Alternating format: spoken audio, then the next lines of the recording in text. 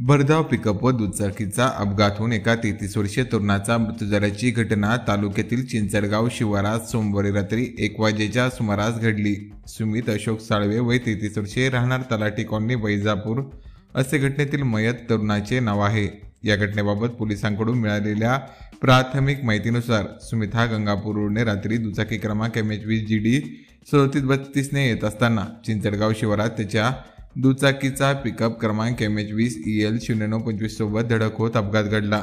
या अपघातात तो गंभीर जखमी झाला। त्याला उपस्थित नागरिकांनी तातडीने वैजापूरतील उपजिल्हा रुग्णालयात दाखल केले, मात्र वैद्यकीय अधिकारी यांनी त्याला तपासून मृत घोषित केले। घटनेची माहिती मिळताच विरगाव पोलीस ठाण्याचे हेड कॉन्स्टेबल मनोज कुलकर्णी व पोलीस कॉन्स्टेबल सागर शिंदे यांनी तातडीने घटनास्थळी धाव घेतली।